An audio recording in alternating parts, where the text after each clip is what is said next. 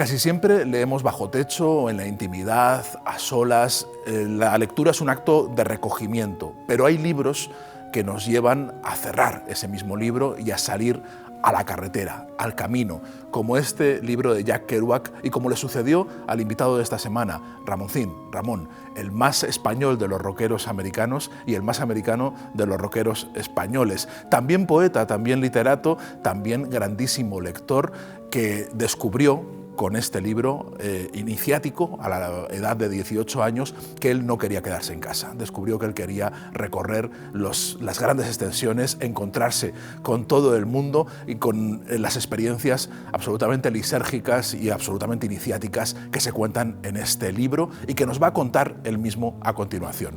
Soy Sergio del Molino, estoy en la Fundación Juan March y esto es la Biblioteca del Patio.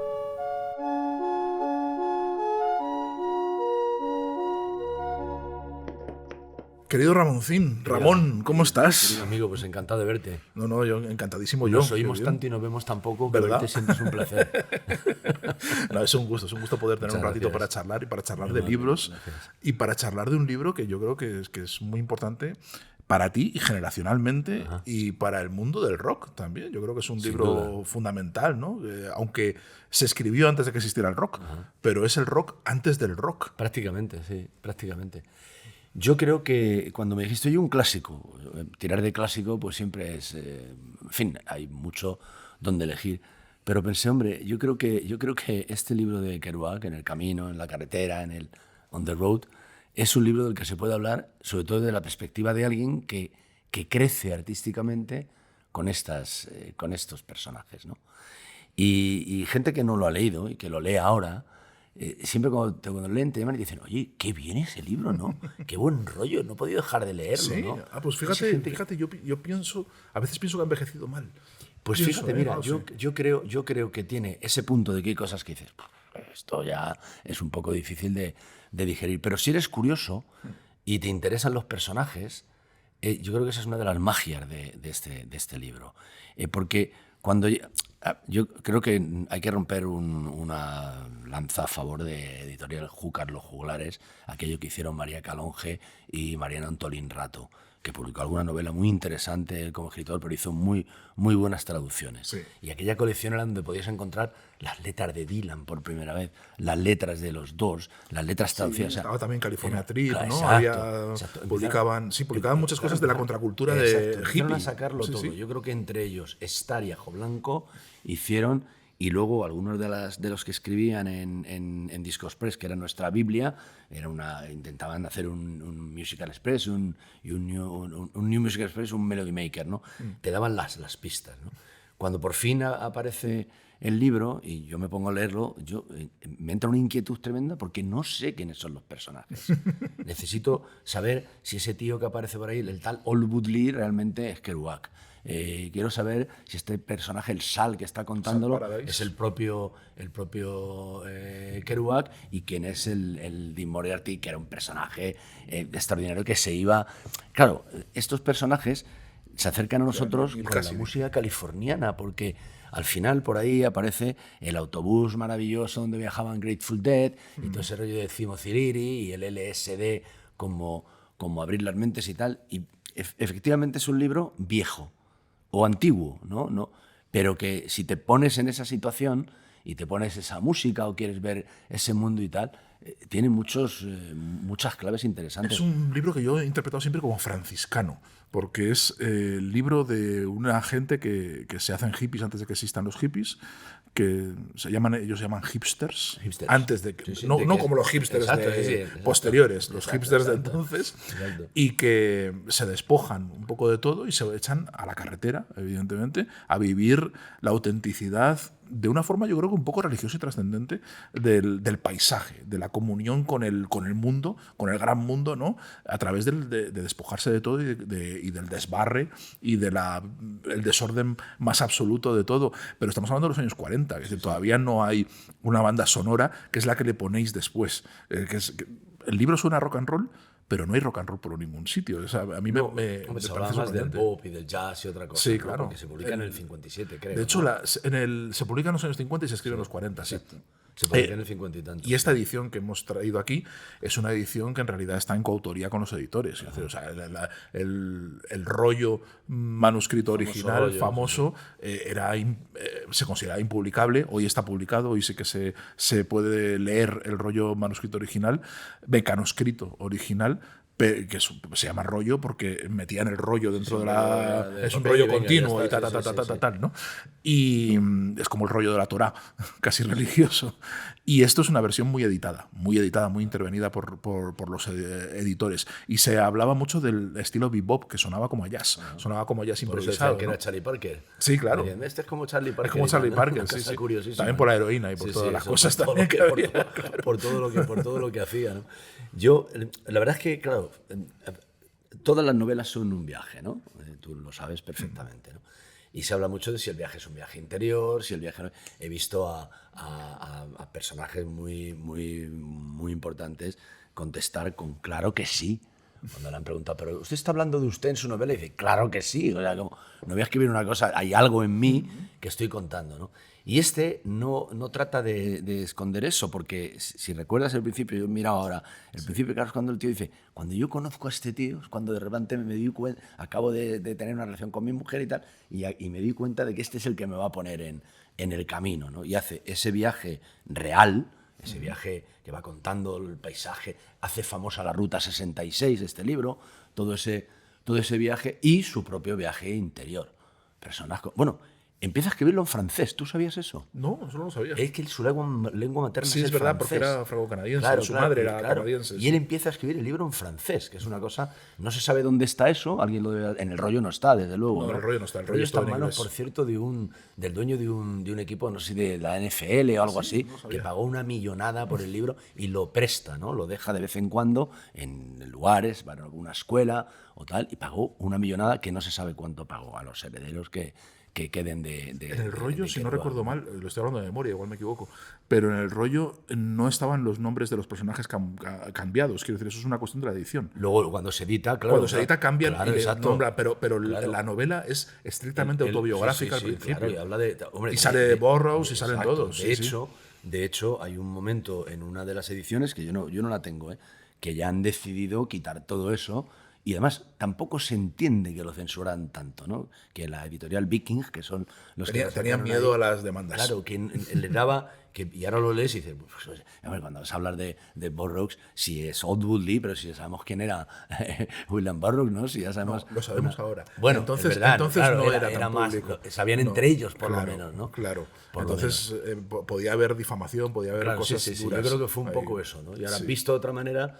Bueno, se dividen esas partes, no tienen márgenes, no está escrito. Incluso, claro, cuando dicen, no, es que lo escribió en 3 semanas. Bueno, es mentira, porque lleva un montón de tiempo tomando notas en un montón de cuadernos, preparando todo eso en un estado absolutamente casi demencial, y cuando decide hacerlo, lo hace, y además le mete algunas de esas. Si lees el libro y dices, hostia, ¿esto qué es de repente, no? Tienes que volver, ¿de qué está hablando? Pues es que simplemente que ha metido una de las notas que no vienen a cuento, pero la ha sacado y la ha metido sin corregir y sin nada, a pesar de que corrigió mucho el libro. Para mí, ¿cuál es el valor personal de O sea, ¿tú cuándo lees ¿Qué es lo que me importa en el camino? ¿Cuándo Voy a lees? tener 18 años. 18 años, sí, o sea... Sí, claro. Cuando iba a decir cuando no era Ramoncín, pero ya era Ramoncín. Bueno, entonces, estábamos estaba ya con esa idea de qué escribo, a qué me dedico, qué es lo que me gusta, qué puedo hacer, sobre todo, porque si hubiera tenido la formación musical que tenían todos esos músicos de la costa oeste, igual había hecho un Grateful Dead de español, o sea, no lo sé, ¿no? O sea, era lo que más oía, ¿no? Era una cosa, pero era muy difícil de reproducir toda aquella música, pero no por mí y por la mayor parte de los grupos, incluso de los años 60. Es otra manera de todas aquellas bandas, Bravos, Brincos, Canarios, Pop, todos tal, bebían de las fuentes inglesas, sobre todo, los canarios más de los americanos, del soul, del rhythm and blues y tal, pero cuando tú llegas a por fin dices, venga, voy a hacerlo, te sale lo que te sale, o sea, no hay otra historia, ¿no? Pero aparte de esos detalles, a mí lo que hizo fue meterme en un mundo que me gustó mucho. O sea, a partir de ahí yo leí Ángeles de Desolación, Las cartas del Yagué, Yonki, Desayuno desnudo, todo ese tipo, y todos esos personajes empezaron a interesarme. hasta leer la carta maravillosa, el yo confieso famoso, ¿no? O como Germán Gess tiene que ir a hablar bien de alguien al que quieren meter en la cárcel. Sí. O sea, cuando en medio de todo esto se leía también el Lobo Estepario. Hostia, hay que leer el Lobo Estepario, ¿no? Era como, muy, muy generacional. Claro, ¿qué es lo que tienes que leer, ¿no? Y eso te convierte en un lector en la necesidad de leer y de no perderte nada, y en la necesidad de buscar. Porque ahora, claro, ahora tú coges los que leen todo en la Wikipedia, que esos, claro, esos son unos pobres analfabetos funcionales, la mayoría, y no se han dado cuenta, o nadie se lo ha dicho, ¿no? Y dices, personajes. Y aparecen los nombres de todos, sí, de todo el mundo, y al lado el personaje era. Entonces era imposible. Entonces hablaba mucho con Antolín y con María Calonge. De hecho, publicaron mi primer libro de poesía en Los Juglares, ¿no? Y le decía, oye, ¿tú sabes quién es Mariano? Pues déjame que voy a mirar. O sea, una cosa acojonante. Casi nadie sabía en realidad quiénes eran todos aquellos personajes. Porque el rule original, como tú dices, ¿quién lo había leído? Claro, y era muy difícil llegar a la correspondencia. Imposible. O sea, era una labor de erudición enorme. Había que investigar muchísimo, incluso llegar a averiguar que eso era una historia real, que no era una invención de un tipo. Que bueno, un poco de invención sí que era, porque estaba todo esto muy lisérgico todo. Y luego ha habido una serie de libros escritos por las mujeres de los hipsters, que eso ha sido muy interesante, en la cual descabalgan bastante el mito de los hipsters. Sí. O sea, como... ¿Quién podía sospechar que eran una especie de tiranos misántropos y narcisistas, ¿no? Y que hacían la vida imposible a todo el mundo que estaba alrededor? Es algo que podemos entrever leyendo esto, pero nos lo ha confirmado. Había un libro que se publicaba en Asteroide hace unos años que se titulaba Personajes secundarios, cuya autora, no recuerdo ahora mismo, es la cosa que tiene de citar de memoria, pero Personajes secundarios, que era una novia de Kerouac, era la novia de Kerouac mientras estaba escribiendo En el camino, ¿no? Y cuenta una historia de terror, cuenta una historia horrible de la mala vida que llevaban en Nueva York, del poco caso que le hacía, de la obsesión que tenía este hombre con triunfar, porque tenían una obsesión también con triunfar terrible, ¿no? Que se compadece poco con ese desapego del mundo que tiene el libro, ¿no? Y ella cuenta, dice, no, lo que transmite aquí es la libertad, la idea de libertad, la idea de despojarte de todo, el franciscano que se quita todas sus riquezas, se pone un hábito y se echa a la carretera a predicar la bondad, la fraternidad universal, ¿no? Y la comunión con el paisaje. Pero en realidad era una gente muy ambiciosa, era una gente literariamente muy ambiciosa, que estaban muy obsesionados por publicar y por escribir el gran libro del momento, el gran libro de la posguerra americana, ¿no? Que lo consiguieron además. Dice, y eso les hacía intratables. Claro, les hacía una gente interesante esto, porque claro, es que es esa cultura americana que la hemos visto y vivido todos. Qué interesante. A mí me parece, de un lado, hay una parte que me parece valiente. El miedo a decir aquí que quieres triunfar es algo insólito. O sea, cuando yo empezaba, por un ejemplo, y todo el mundo, claro, nos hablaba, nadie te preguntaba de dinero, porque es que dinero había al justo, ¿no? Pero había, ¿no? Pero ¿cómo vas a decir? Oye, el hambre que habéis pasado. ¿Cómo vas a decir que te quieres hacer rico? O sea, es una cosa, que lo que quiero es vender 1 millón de discos, ganar mucho dinero y tal. Entonces había que esconderlo, ¿no? De alguna manera. Bueno, yo hago esto, tal. Pero eso ha pasado, sigue pasando. Hay músicos que yo conozco que ellos tienen un coche de puta madre en el garaje, porque les encantan los coches y tienen todo el derecho a tener su coche, y a la gala van con un cochecillo o en la furgoneta, que esto sigue pasando, Sergio. Es maravilloso. Sigue pasando, gente que no quiere que le digan, ya no eres auténtico, colega, ya no. Pero aquí les pasaba con los nacionales. O sea, a nadie le importa si los Stones vienen y cierran 5 plantas del Ritz, o si Springsteen se queda directamente con el Villamagna para él solo. A nadie le importa nada, nadie se preocupa. Ahora, coño, como aparezca un músico en un bolo que tiene que tocar en Alicante subido en un Mercedes, la hemos jodido. O sea, y esto... Oye, pero y es bueno que estos tíos no tuvieran esa sensación. Pero fíjate que creo que eso ha cambiado.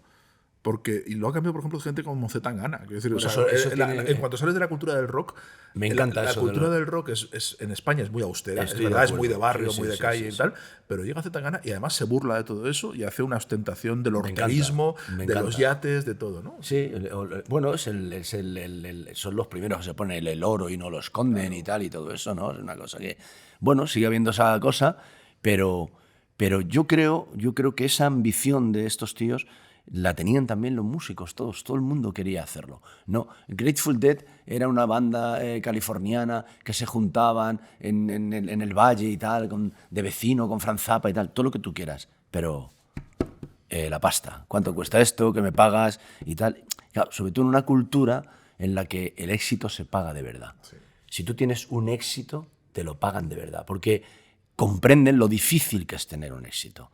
Es decir, que la melodía del Dayan de Polanca, que sirve para tanto, hace rico a ese hombre y nadie diría, joder, con un tema se ha hecho rico. No, no, se ha hecho rico haciendo feliz a la gente. Claro. Ha conseguido hacer algo que a la gente le provoca una felicidad inmensa, ¿no?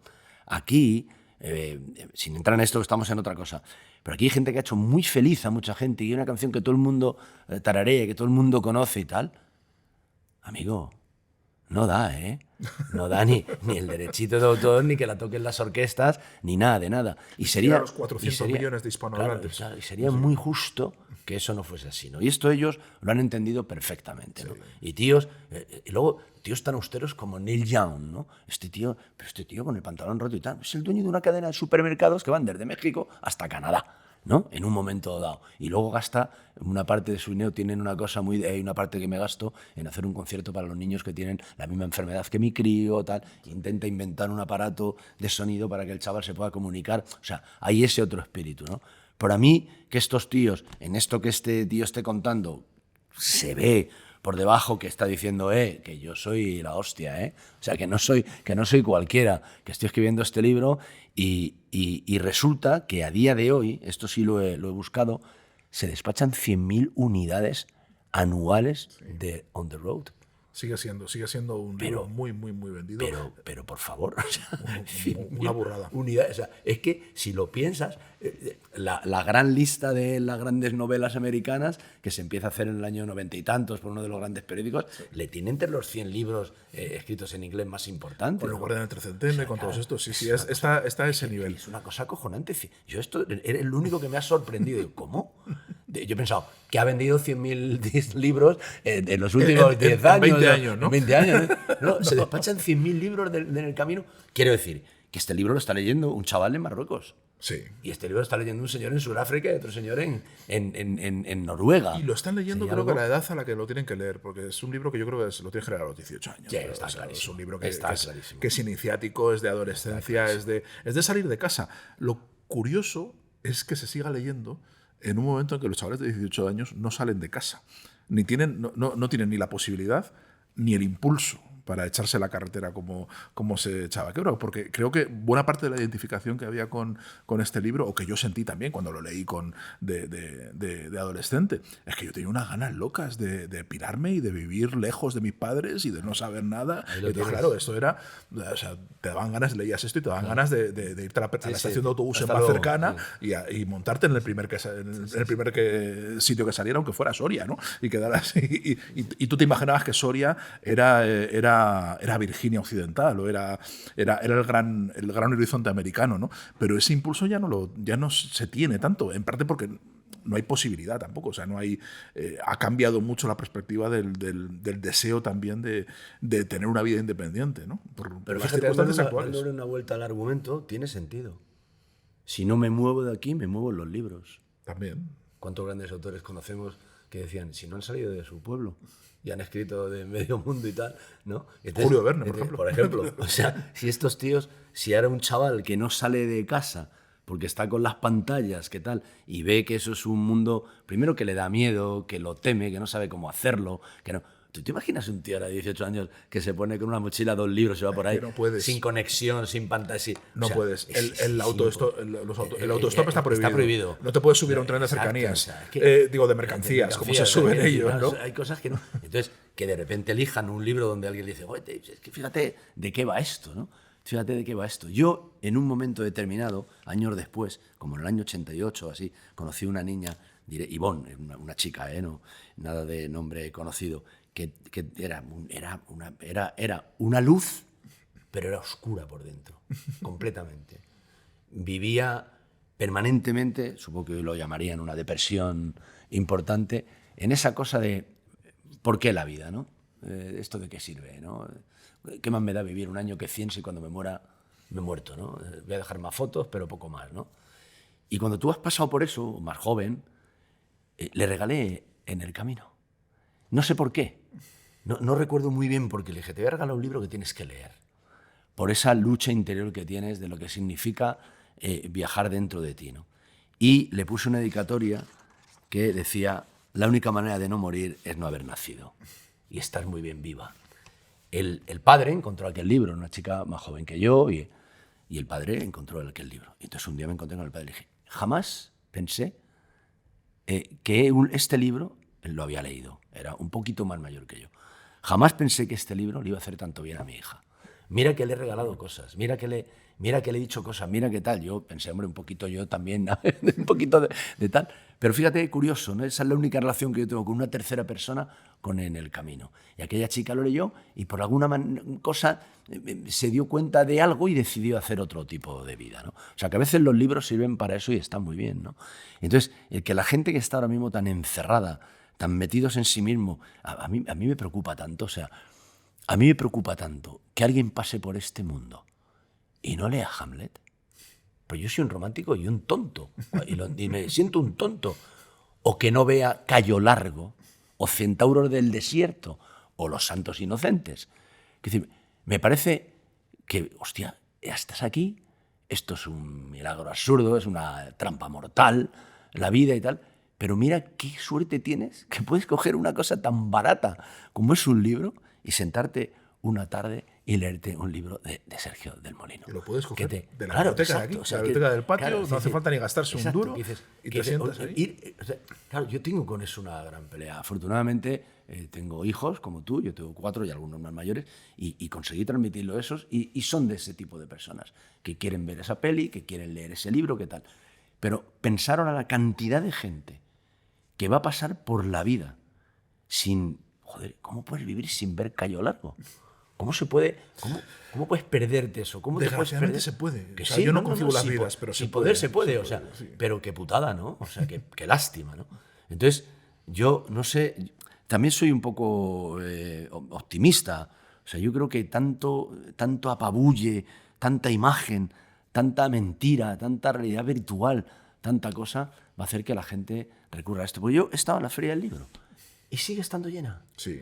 Y sigue la gente comprando libros. Lo vas a contar. Y sigues estando ahí y sigues viendo una cola tremenda porque está firmando un amigo, tú la has tenido, el otro, o sea, y te miras y dices, joder, cuánto me alegro, macho, mira cómo está. Me acerqué, fui el último día nada más, y me acerqué a los 8 o 10 que conozco, por detrás un besito, oye, que me voy, que no te molesto y tal, ¿no?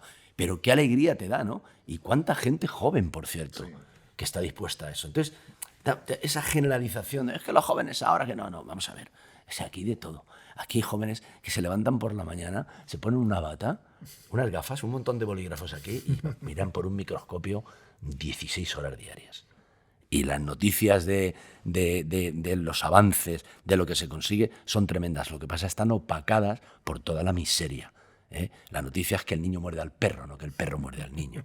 Y siguen con eso. Y por lo que sea, yo creo que hay un interés oscuro, yo creo que hay un interés maligno, porque... Mira, el que sabe puede, y al que no sabe le pueden.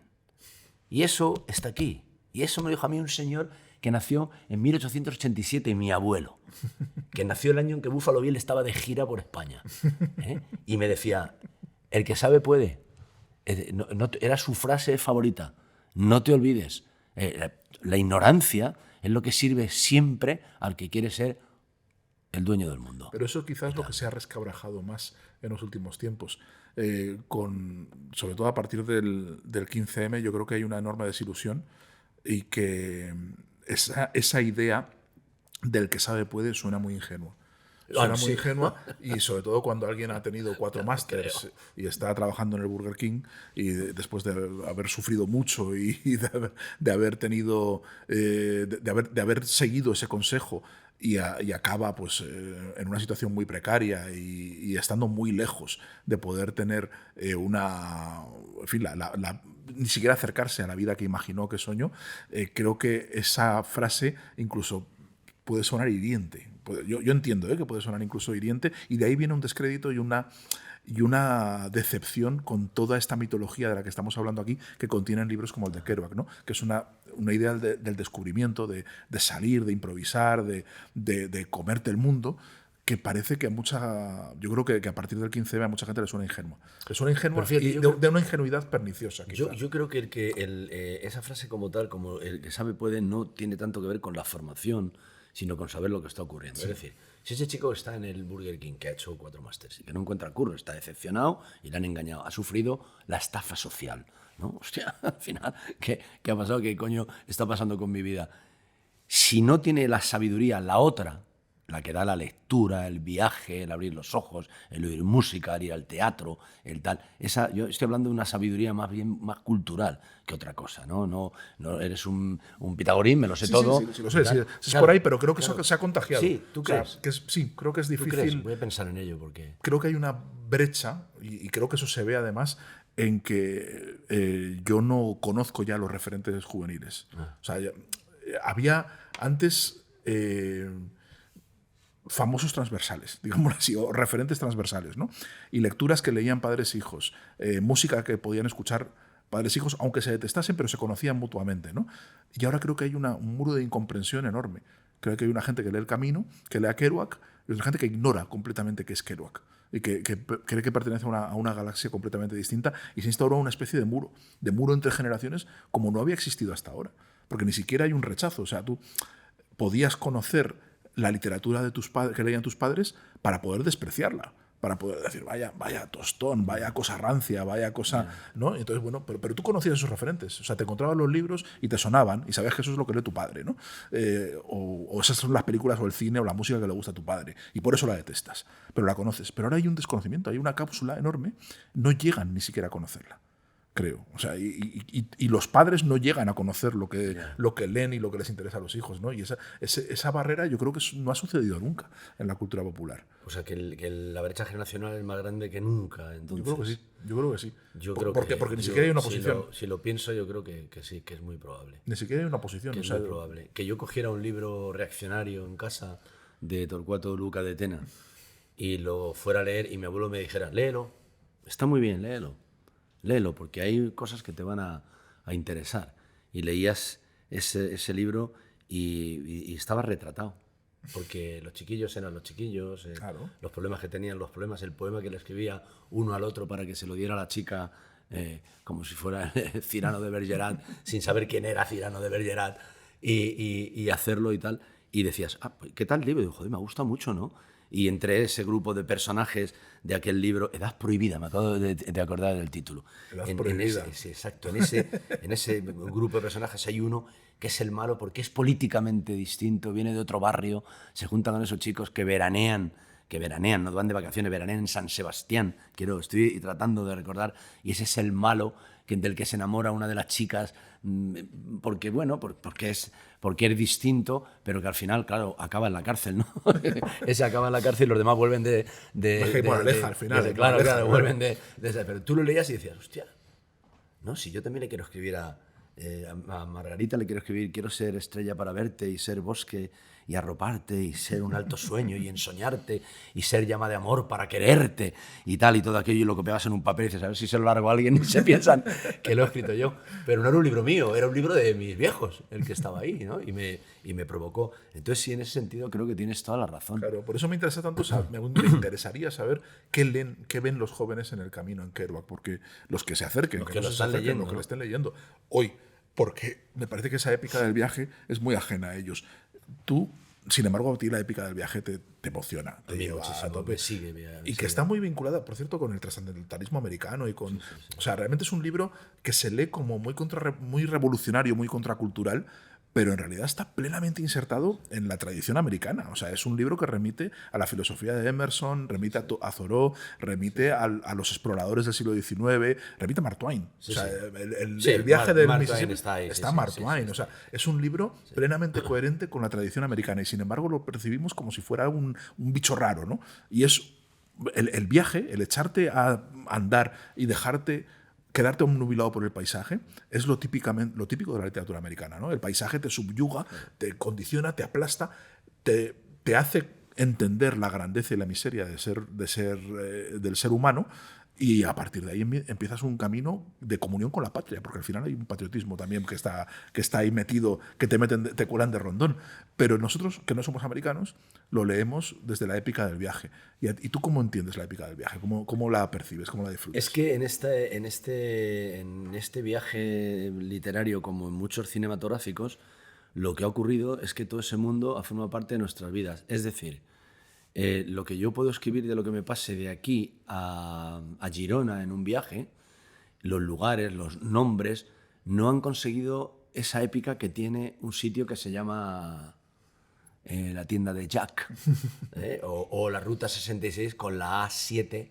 No tiene... O sea, pues claro, lo que te ocurre es que estando en un lugar que no tiene nada que ver, que es mucho más pequeño, que se reduce a un estado de los 50, ¿no? A Texas o a California, ¿no?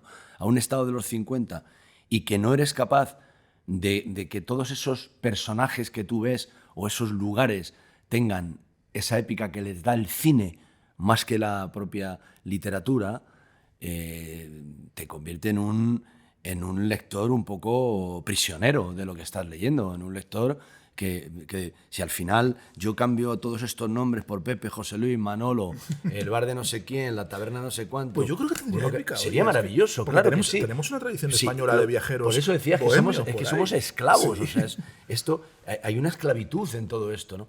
Pero también la sufren ellos, porque luego Kingsbury y Kerouac se van a hacer las cartas del Jagué, porque uno de ellos quiere encontrar el Jagué en un sitio que además es cojonudo, porque él piensa que va a llegar a un chamán en algún lugar extraordinario, le van a hacer allí una hoguera y se lo van a dar, y al final se lo da un botones de un hotel.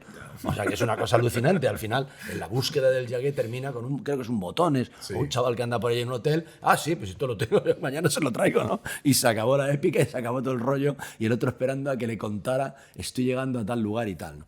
Yo, a mí el viaje, para alguien que viaja tantísimo, que me paso en la carretera, y además sigo conduciendo, me encanta conducir, siempre me lo he tomado con mucha calma, sobre todo porque viví las pérdidas de las locuras, gente que no deberían haberse quedado ahí en la carretera, y sigo en todos esos viajes con un determinado tipo de música. No vale toda la música para viajar, ni siquiera el pensamiento, ni siquiera lo que se te ocurre. Hay una gran diferencia entre lo que se me ocurre como escritor de canciones o poesía, entre lo que pienso cuando paseo por la calle o entre lo que pienso cuando estoy de noche cogido al volante de un coche. Salir un domingo por la noche, si llueve mejor, en el coche por Madrid a las 12 de la noche y pasear, es prisionero de esto. No es una costumbre nuestra. No, o sea, no somos nosotros, no es nuestro, no. La gente dice, pero te va. Digo, sí, claro, es maravilloso. Ya no queda nadie en Madrid el domingo, ya han abierto las jaulas, se ha vuelto todo el mundo. Y ya entonces yo salgo y paseo por esta ciudad, que se acaba muy pronto de decir por otro lado, ¿no? Porque doy vueltas y paseo, pongo música, tengo una idea, y cuando vuelvo, no reflexiono siempre, pero cuando vuelvo pienso, la mitología de esto no es nuestra mitología, es otra mitología. Cuando tú ves la película de Dylan, o ahora lo nuevo que van a hacer de Springsteen, el paisaje es lo que te lleva ahí. Claro. Cuando Springsteen se acerca al sitio donde venden los coches de segunda mano, dice, joder, este Cadillac es el primer... Claro, no es un 600, coño. O sea, es una putada, porque deberíamos tener también esa mitología de mi primer coche es un 600, voy a subir a mi novia, voy a acabar en un sitio que hay en la casa de campo, desde donde se ve prácticamente todo el lineal de Madrid, y encima está oscuro, y lo mismo hasta convenzo a mi novia para que me deje darle un besito, ¿no? Fíjate que pero nos atrapa esta otra cultura. Una de las veces que yo entendí la grandeza del paisaje español fue estudiando en la universidad con unos amigos canarios. Y entonces yo vivía con un amigo canario y recibió a otro amigo que venía de Las Palmas, y venía como loco por alquilar un coche y hacer kilómetros. O sea, lo único que quería hacer al llegar a la península era, dice, yo ahora alquilo un coche. Digo, ¿pero qué haces? ¿A dónde vas? Dice, no sé. Dice, pero es que a mí me alucina que echas carretera y no se acaba. Dice, claro, he vivido toda mi vida en una isla. Dice, yo he hecho carretera y no se acaba el país. O sea, y hay cosas nuevas detrás, y eso, dice, a mí me alucina. Y entonces pensé que la grandeza del paisaje es eso. Esta gente en una extensión mucho más grande, y creo que es lo que apabulla a Estados Unidos, es que ellos salen y no se acaba. Claro. Y entonces eso les transforma por completo y les ha transformado, y es la rareza que nosotros, cuando intentamos aplicar eso aquí, nos frustra un poquito, porque al final se acaba y Europa es paseable. También Europa al final es paseable, ¿no? Lo podemos recorrer así. Pero bueno, pero yo creo que tú has traído muy bien, has sido un buen embajador. Imaginarnos carreteras en Airstream nos cuesta mucho, ¿no? Porque, sí. Porque es otra cosa, ¿no? Pero o sea, esto yo creo que merece una reflexión muy profunda en otras cosas, ¿no? Ahora piensas en esta América que estamos viviendo, ¿no? Y dices, hostia, ¿cómo puede ser esto posible, no? ¿Cuántos de los latinos a los que están expulsando votaron a Trump? Que es la hostia ese pensamiento. Tengo un amigo profesor, director de un instituto en Houston, donde tiene mucha gente latina, mucho migrante, y dice, aquí hay gente que lo votaba y que pensaba que era la solución a sus problemas, sí, y se los han llevado y los han separado de los hijos, ¿no? Quiero decir, y digo esto como introducción a, ¿esto me hace despreciar la música americana? Me hace despreciar el cine americano, me hace despreciar la literatura americana. No me impacta esa foto de los años 50 en un lugar de Minneapolis donde todos los carteles son acojonantes y te gustaría tener uno en tu casa y tal. O sea, la conquista ha sido tan tremenda, en parte del pensamiento de muchos de nosotros, sí, que ni siquiera una cosa como esta te hace despreciarlo. O sea, yo o sea, soy contrario, como te puedes imaginar, a lo que está ocurriendo. O sea, creo que podemos llegar a un estado terrible de las cosas si esto sigue igual. Pero nada me va a hacer despreciar, porque todo aquello era luminoso. Sí. También vivíamos en una dictadura. O sea, yo llego a los 20 años, o sea, yo sé lo que es una dictadura, porque cumplí 19 años, 20 años, cuando se murió Franco. Y aún quedaron días, no hace falta recordar aquí que desde el 75 que muere Franco y el 76, todavía las fuerzas del orden, sí, matan a 140 personas. Y toda la violencia política de entonces. O sea, y, todo, sí. Y en los años 80 tan bonitos y tan tal, hay una lista de gente asesinada que es tremendo, sobre todo por grupos de extrema derecha y tal, ¿no? Bueno, pues cuando tú has vivido todo eso, y esto era la luz, había algo de luminoso en las portadas de los discos, en cómo se vestían, en cómo cuando por fin tenías un disco que no sale, pero va a salir y tal, y encontrabas una portada de un disco y veías, hostia, estos pantalones que lleva Jim Morrison, ¿dónde hay que comprarlos? ¿No? En España no. Claro, era imposible, imposible. Con 17 años me destacaron los del grupo, que era el más valiente, para que me fuera a Canarias a comprar Ray-Ban y Levi's.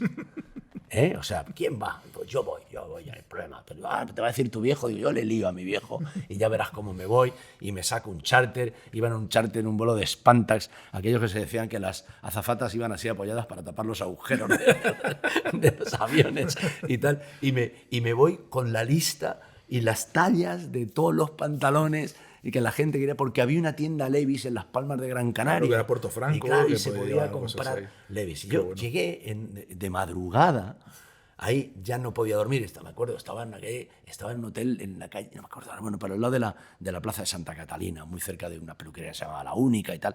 Y llegué y dije, no, yo voy a esperar, o sea, no me voy a dormir, voy a esperar a que abran la tienda. Con horario de Madrid no había cambiado el reloj y me comí una horita más de regalo. Y me fui. Cuando yo enfilé en aquella calle y vi el anuncio, que eres un tío, un vaquero de espaldas, con unos Levi's, una camisa de cuadros, unos Levi's, y creo que era una cosa de marcar el ganado o lo que fuera, ¿no? Y vi aquello allí, el punto de emoción, cuando yo entré en esa tienda, y había, porque podías conseguir unos Blue Colorado en el rastro, que eran nuestros y que molaban. Una vez que escribí una canción que dijera, yo tuve unos Blue Colorado. En mi disco rebajero, los jeans que llevo son Blue Colorado. O sea, esa cosa de, también tuve unos Blue Colorado, ¿no? Pero cuando yo llegué allí, dije, ¿tenéis de sí, los de caja? Sí, campana de tal, de este color, de tal, y deme... O sea, todo me parecía poco. ¿Qué estaba haciendo? Consumir un producto totalmente norteamericano, que estaba en el cine, en la literatura, en las fotos de los músicos que me gustaban. Esto es muy interesante porque una de las cosas, y esto es ya reflexión final que tenemos que ir recogiendo ya, es una de las cosas que siempre se han reprochado cuando se habla de la caída del muro de Berlín y se habla de la decepción después, posterior, de los años 90. Dicen, claro, es que no había un anhelo de libertad. La gente cuando cruza el muro y lo derriba, lo que va corriendo a la tienda Levi's a comprarse unos vaqueros. Digo, eso no es superficialidad. Yo creo que eso es realmente es una muestra de la asfixia en la que se vivía en esa ciudad, que tu mayor deseo y tu mayor felicidad es tener esos Levis que estás viendo por la tele, que estás viendo en las películas, que estás viendo en el cine, que estás viendo en la vida, que se te está negando a ti constantemente, ¿no? Entonces a mí no me parece que se pueda despachar y que se pueda despreciar tan fácilmente ese anhelo, esa ansiedad por ir a una tienda Levis, y me encanta que lo hayas contado porque me parece que lo expresa muy bien. Expresa muy bien ese deseo de salir de un lugar completamente asfixiante por 1000 sitios. Así que te agradezco mucho que hayas compartido muchísimas anécdotas. Ramoncín, el más americano de los rockeros españoles y el más español de los rockeros americanos. Así que muchas gracias de verdad por traernos esta comunión de literatura y música. Un placer. Digamos a la gente, lean, por favor. Lean.